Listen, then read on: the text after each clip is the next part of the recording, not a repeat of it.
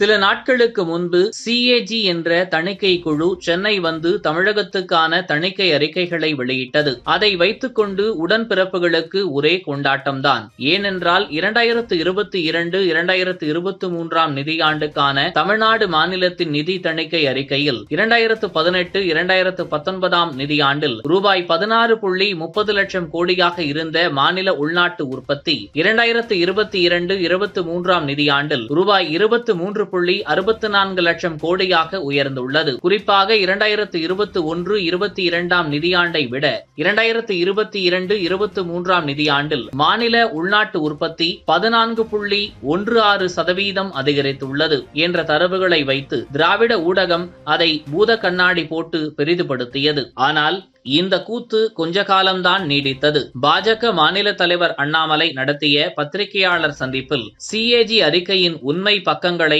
மக்களுக்கு படித்து காட்டி திமுக அரசின் லட்சணத்தை வெளிச்சம் போட்டு காட்டினார். அவர் கூறியதாவது: இந்து சமய அறநிலையத்துறை சம்பந்தப்பட்ட எந்த கணக்கு வழக்குகளும் CAG அமைப்புக்கு கொடுக்கவில்லை. எதையோ மறைக்க முயற்சி செய்கிறார்கள். நீதிமன்ற உத்தரவை மீறி இருக்கிறார்கள். நீதிமன்ற அவமதிப்பு வழக்கை பாஜக தொடர இருக்கிறது. போக்குவரத்து துறை ஓய்வூதிய தொகை மற்றும் காம்பன்சேஷன் செஸ் ஃபண்டை தினசரி பேருந்து இயக்குவதற்காக திருப்பி விட்டிருக்கிறார்கள். ஓய்வூதியம் கொடுப்பதற்கான பணம் கூட இல்லை. போராட்டம் நடத்திய பிறகு 2022 கொஞ்சமாக கொடுத்திருக்கிறார்கள். மாநில அரசு சார்ந்திருக்கக்கூடிய 30 நிறுவனங்கள் நஷ்டம் சம்பாதித்திருக்கிறார்கள். 31 நிறுவனங்களுக்கு வேல்யூவே இல்லை. அதை அப்படியே குப்பையில் தூக்கி போட்டு விடலாம். வேல்யூ இல்லாத நிறுவனமாக இருக்கிறது. திமுக அரசின் முதல் ஆண்டில் SC/ST சப்ளானில் நிதியை செலவு செய்யாமல் 1000 கோடி ரூபாய் திருப்பி அனுப்பியிருக்கிறார்கள். அதையும் இந்த அறிக்கை சுட்டிக்காட்டியிருக்கிறது. இப்படி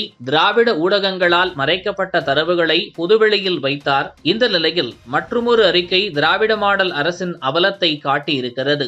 அதாவது PHD chamber of commerce and industry அமைப்பு வெளியிட்ட அறிக்கையின்படி கொரோனா காலத்துக்கு பிறகான 2021, 22 மற்றும் 2022, 23 நிதியாண்டுகளில் 9% வளர்ச்சி கண்ட 17 மாநிலங்களில் தமிழகம் இடம்பெறவில்லை என்று கூறப்பட்டுள்ளது. ஒருபுறம் இந்தியாவிற்கே திராவிட மாடல் ஆட்சி வழிகாட்டுகிறது என்று தமிழக மக்களிடம் பொய் பிரச்சாரம் செய்து வரும் திமுக மற்றும் அதன் ஆதரவு ஊடகங்கள் தற்போது அடுத்தடுத்து வெளிவந்த அறிக்கைகளின் தரவுகளால் என்ன செய்வதென்று தெரியாமல் திகைத்து நிற்கின்றது.